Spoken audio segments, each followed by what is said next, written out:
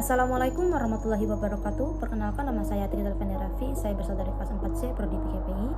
Baiklah, di sini saya akan mereview tugas makalah teman saya, yaitu Paula dan juga Hesi. Di sini mereka membahas judul yaitu Cognitive Behavioral Therapy atau CBT disingkat. Yang bertujuan untuk memberikan pemahaman mengenai apa yang dimaksud dengan Cognitive Behavioral Therapy dan juga bagaimana tahapnya serta aspek-aspek atau prinsip dalam CBT ini.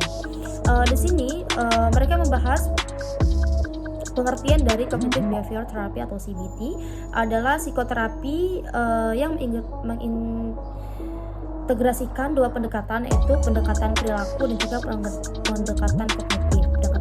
Pendekatan perilaku yaitu pendekatan behavior.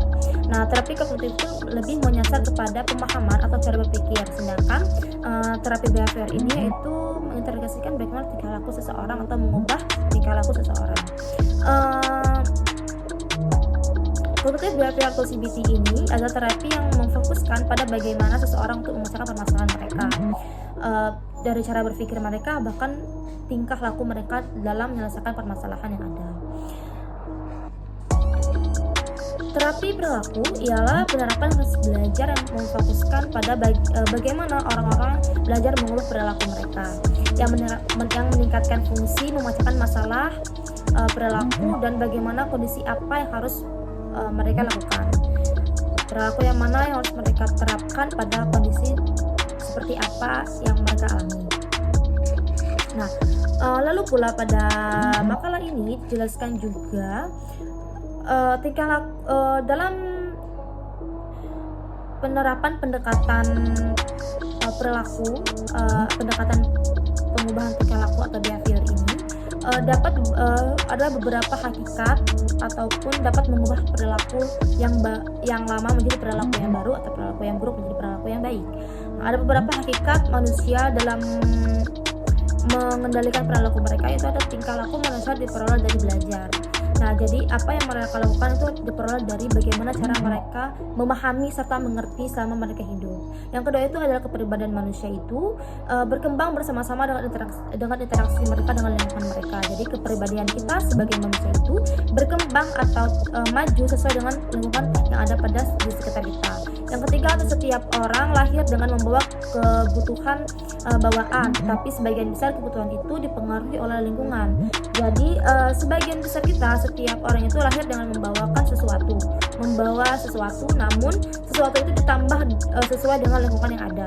Yang keempat, yaitu manusia tidak lahir baik atau jahat, manusia itu lahir normal. Nah, namun perilaku jahat atau perilaku baik ini timbul karena adanya pengaruh dari lingkungan mereka. Nah, lalu ada juga di sini dalam makalah ini mereka membahas bagaimana karakteristik dari CBT. Ada beberapa. Yang pertama itu berfokus pada tingkah laku atau yang tampak dan spesifik. Yang kedua itu memerlukan kecermatan dalam perumusan tujuan konseling. Jadi harus dengan orang yang sudah profesional tentunya.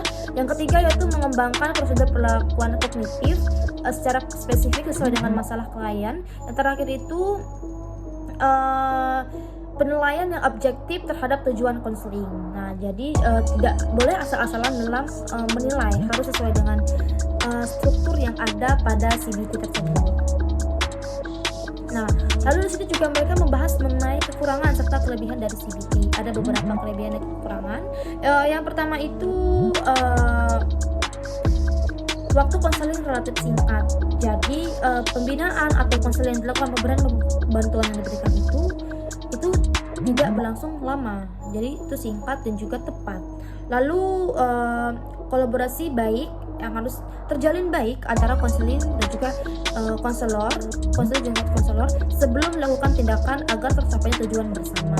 Lalu ada kelemahan dalam CBT ini, yaitu dapat mengubah perilaku namun tidak dapat mengubah perasaan. Jadi hanya mengubah perilaku tapi tidak dapat mengubah perasaan, emosi ataupun bahagia, senang itu tidak bisa dirubah dalam teknik CBT ini. Yaitu tidak memberikan wawasan secara luas, hanya memberikan bagaimana kita mengontrol diri kita, mengontrol tindakan kita. Yang terakhir adalah mengobati gejala dan bukan penyebab. Jadi kita mengobati gejala, maksudnya itu jika sudah ada sesuatu yang terjadi, kita dapat mengobati apa yang terjadi, tapi kita tidak bisa mengubah penyebab mengapa itu terjadi. Nah, Kekurangan dalam makalah ini belum dijelaskan bagaimana contoh dalam CBT ini. Belum ada contoh yang spesifik agar kita bisa melihat gambaran. Nah, berapa itu saya sampaikan. Jika ada kata saya mohon maaf, saya akhiri. Wassalamualaikum warahmatullahi wabarakatuh. Terima kasih.